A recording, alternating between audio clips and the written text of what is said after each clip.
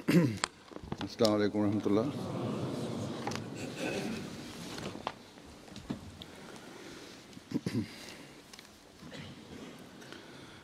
अशहदु अल्ला इलाहा इल्लल्लाह वहदहु ला शरीका लहू وأشهد أن محمدا عبده ورسوله أما بعد فأعوذ بالله من الشيطان الرجيم بسم الله الرحمن الرحيم الحمد لله رب العالمين الرحمن الرحيم مالك يوم الدين إياك نعبد وإياك نستعين اهدنا الصراط المستقيم صراط الذين أنعمت عليهم غير المغضوب عليهم ولا الضالين إن الله لا يغفر أن يشرك به ويغفر ما دون ذلك لمن يشاء ومن يشرك بالله فقد افترى إثما عظيما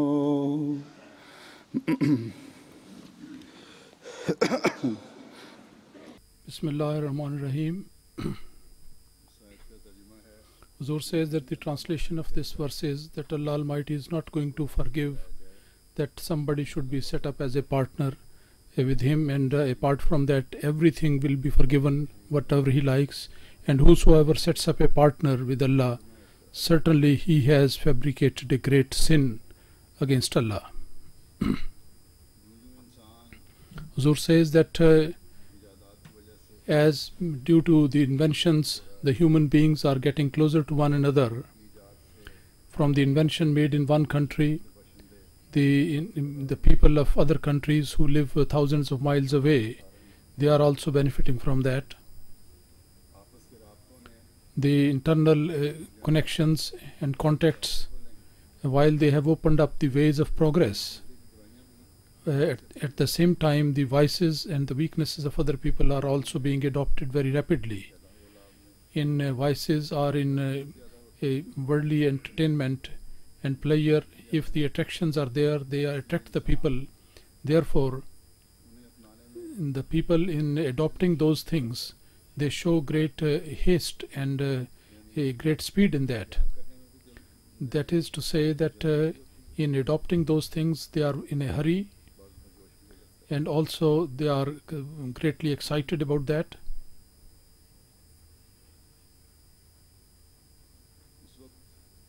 At that time, they forget that who is that and what values or traditions he is upholding, or in which society he was brought up, and to which religion he is related, is attached, and what is liked by Allah Almighty and what He doesn't like.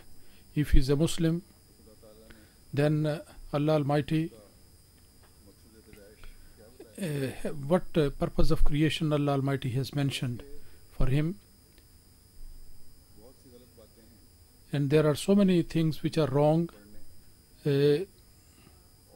which in this desire of becoming modern and getting into the fashion, those people who are otherwise quite religious minded, such mistakes and are committed by those. So much so that some Ahmadis considering certain things very petty things, they start doing those things. And the ultimate results are very bad. The ultimate results of those things are very bad. In these vices, which imperceptibly people, those who attract the people in very in such a way, and the vices which are not only a bad thing in the sight of Allah Almighty, rather that great sin which is unpardonable, and that is shirk, associating partners with Allah Almighty, as we have seen in that verse which I have just recited. As compared with the oneness of Allah Almighty, to in whatever form it may be, whether it is a very minor expression, but if that is made which puts a reflection on the concept of the oneness of Allah, that is not acceptable to Allah Almighty. So therefore a Muslim who claims to be firmly established in the oneness of Allah Almighty, those who recite La ilaha illallah, there is none worthy of worship except Allah, those people, they should understand the details of the oneness of Allah Almighty, and also knowing the details of setting up partners with Allah Almighty. So in this world where people do not go and have any regard for the oneness of Allah Almighty, one has to move very discreetly, very carefully, and particularly we Ahmadi Muslims, they should always keep this point in mind, that we have initiated at the hand of the Imam of the age on this condition, and this condition Hadrat Masih Maud Wasalam has put it as the very first condition. The wording is that the one who is going to initiate, he would make a firm resolve that then later on, until he is entered into the grave, he will completely be far away from associating partners with Allah Almighty. This is the very first promise one makes while entering into the fold of Ahmadiyyat, the true Islam. Somebody can say that Muslims already they recite Kalima La ilaha illallah Muhammad Rasulullah. No doubt these people recite the Kalima, but the Ahmadi people, when the Ahmadis, they have to bring these people to the real faith, and similarly they have to invite other people, the non-Muslim people, to the faith of Islam, and those who are atheists, they have to be brought by the Ahmadis to the real faith. Therefore this condition regarding the shirk, that one should never ever commit shirk by setting up partners with Allah Almighty, and the kalima of La ilaha illallah, which is recited by a Muslim, although it negates the shirk concept of shirk very vehemently, very strongly, but we see that despite that in the Muslims this shirk, which is called the shirk-e-khafi, the minor hidden type of shirk, that is not very much taken care of. In words it is very easy to say that for the Muslims and those who enter into the fold of Ahmadiyyat, and those who enter for those Muslims, and this is not a big condition while entering into the fold of Ahmadiyyat, but if you ponder, as I said, then in Muslims there are many such people who may not be committing apparent shirk, the obvious shirk, but they are involved, they are committing this hidden shirk.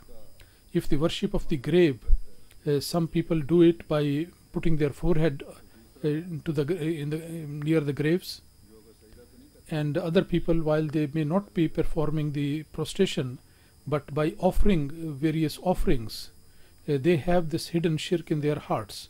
And thirdly, if they are praying to while standing by the side of the grave, so at that time, instead of praying to God Almighty, they are praying to that peer, that religious person who is buried in that grave. They are begging from that person. And there are so many examples of that the ladies say that we are begged from Allah Almighty that He should bless us with a son, and there was no son born to them. But when we went to Data Darbar and begged from Data Sahib, then we got the son.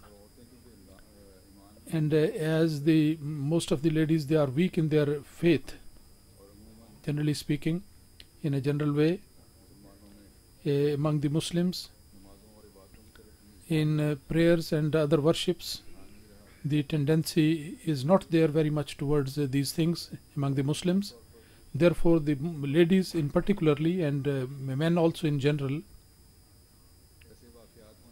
when this sort of things happen, then they show weakness in their faith in Allah. Sometimes it is completely eliminated. But Hazrat Dada Ganj Bakhsh or any other peer or any religious person like that, but they have a faith in them more than their faith in God. Ladies and men, almost equally they are involved in this, and they are suffering from this weakness. 5 daily prayers, they are taken as burden, and the easiest way for them appears to be that they should go and offer the prayer at these graves and offer their covenants and commitments, and then get all these problems solved in this way. And as this system or this practice is continuing generation after generation, therefore the faith in Allah Almighty is being eroded slowly. I had the opportunity of seeing a poem written by a Hindu recently. He looking at these innovations in the Muslims, he had this courage that he wrote a poem that if we Hindus, if we worship our idols, then the Muslims also go to the graves of their religious leaders and they worship them, and they are the worshippers of those graves. He, God forbid, said to that extent that you sometime make the Holy Prophet ﷺ as God, which is obviously an allegation upon Islam, and a very barbaric allegation on a true mu'min. More than the Holy Prophet ﷺ, no one was there who was the torchbearer of the oneness of Allah Almighty, who was the standard bearer of the unity of Allah, and nobody was there who could give the teaching of the Tawheed, the unity of Allah, more than him, and more than the Holy Prophet ﷺ. No one could possibly be there who could have the full understanding and perception of the oneness of Allah Almighty, and then to impose that concept upon himself. No one could be similar to that or in any way equal to that. This Tawheed, the oneness of Allah, can only be understood by those people who always give preference to Allah to over everything else, and more than the Holy Prophet ﷺ, who was there, who used to give preference to Allah Almighty, and he was very keen and very restless about doing this thing. And the whole history is a witness to that, that for hours and for days he used to be busy himself in the worship of Allah Almighty. There is a prayer reported from him. That prayer that indicates the desire of his heart and his a keen interest in the prayer, in the unity of Allah Almighty. He says to Allah Almighty, Allahumma rzuqni hubbaka wa hubba man yanfa'uni. Allahumma ma razaqtani mimma uhibbu fajalhu quwwatan li fima tuhibbu wa ma zawaita anni fajalhu faragan li fima tuhibbu. The meaning of this prayer is that, O Allah, bless me with your love and the love of those which benefits me in your presence, the love of him, and give me my favorite things. Make all those things as a support for me, so that I may increase in my love to you and also my increase in faith. And all those things which are taken away from me, my favorite things, and instead of that you give me those things which are